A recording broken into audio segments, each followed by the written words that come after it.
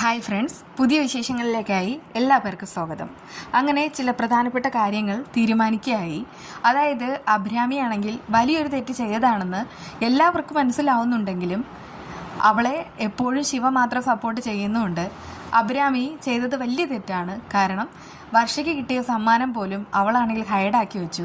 അതിന് കാരണമുണ്ട്. അവൾക്കാണെങ്കിൽ ശ്രീനാഥിനോട് വല്ലാതെ പ്രണയമാണ്. അതുകൊണ്ട് തന്നെ വർഷയിൽ നിന്ന് ശ്രീനാഥിനെ തട്ടിയെടുക്കാനായിട്ട് അവൾ ഇത്രയും മോശമായിട്ടുള്ള കളികളെല്ലാം കളിച്ചത്.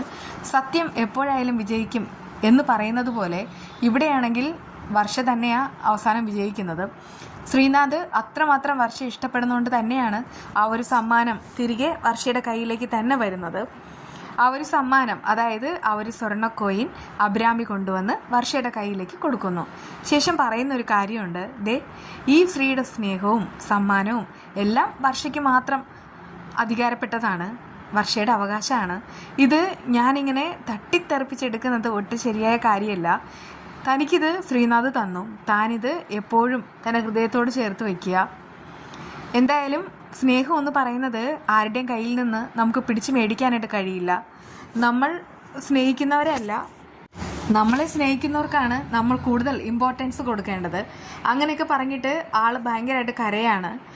എന്നാലും വർഷ ആ സമ്മാനം മേടിക്കുന്നുണ്ട്. അതെ, തനിക്ക് വിഷു കൈനീട്ടമായിട്ട് വിവേക് സമ്മാനം തരുന്നതിന് മുൻപ് തനിക്ക് ശ്രീയേട്ടൻ കൊണ്ടുവന്ന സമ്മാനം, അത് പെട്ടെന്നൊന്നും ദൂരേക്ക് വലിച്ചെറിയാനാവാതെ വർഷ അതിങ്ങോട്ട് എടുക്കാണ്, നെഞ്ചോട് ചേർത്ത് പിടിക്കുന്നുമുണ്ട്. എന്നാൽ ശ്രീനാഥ് എവിടെയാണെന്നുള്ള തിരക്കിലാണ് നമ്മുടെ വിവേക് ഉള്ളത്. വിവേക് പലയിടത്തും ശ്രീനാഥിനെ അലഞ്ഞു തിരിഞ്ഞ് അന്വേഷിക്കുന്നുണ്ട്, പക്ഷേ ആളെ കാണുന്നതേ ഇല്ല. അപ്പോഴേക്കും വിവേകിനാകെ ടെൻഷനാവുന്നു. കാരണം വർഷ ഭയങ്കര സങ്കടത്തിലാണ്. അവൾക്കാണെങ്കിൽ ശ്രീയെ കിട്ടിയേ തീരൂ എന്നുള്ള മട്ടിലാണുള്ളത്. അതുകൊണ്ടാണ് ഇങ്ങനെ ഒരു സാഹസം വിവേകും കാണിക്കുന്നത്. എല്ലാം അറിയുന്ന രാഹുലാണെങ്കിലോ വിവേകിനെ കുറ്റപ്പെടുത്തുന്നു. എന്നിട്ട് പറയുന്നുണ്ട്, സ്വന്തം പെണ്ണിൻ്റെ കാമുകനെ തേടി നടക്കുന്ന വിവേക് ബ്രോയെക്കുറിച്ച് എനിക്ക് വല്ലാതെ ദുഃഖം തോന്നുന്നു.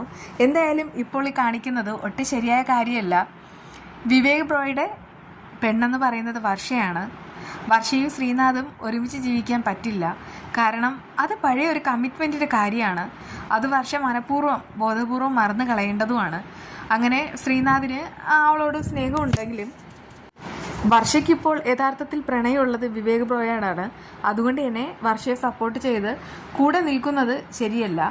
ശ്രീനാഥിനെ എങ്ങനെയെങ്കിലും മറക്കുന്നതാണ് ശരിയെന്ന് അവളെ ഉപദേശിക്കുക.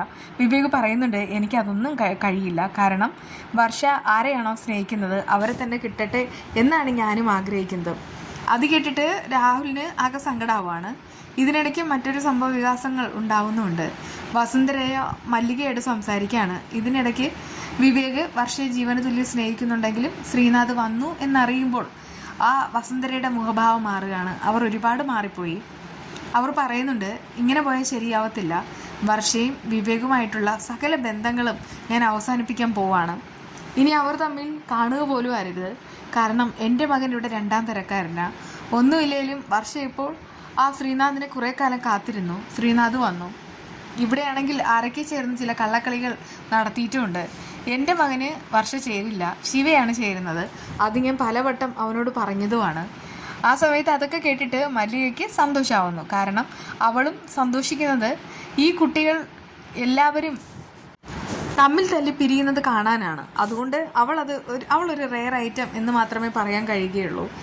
എന്തായാലും എല്ലാവരും ആഗ്രഹിക്കുന്നത് വർഷയും വിവേകം ഒന്നിക്കാനാണ്. പക്ഷേ ശ്രീനാഥ് വർഷയെ ജീവനതുല്യം സ്നേഹിക്കുന്നുണ്ട്. എന്തായിരിക്കും അടുത്ത വിധി? വിധി പറയേണ്ടത് വർഷയാണ്. ആ വിശേഷവുമായി നമുക്ക് വീണ്ടും കാണാം കേട്ടോ. ഈ റിവ്യൂ ഇഷ്ടമായെങ്കിൽ ഒന്ന് മറക്കാതെ സബ്സ്ക്രൈബ് ചെയ്യുക. ബൈ.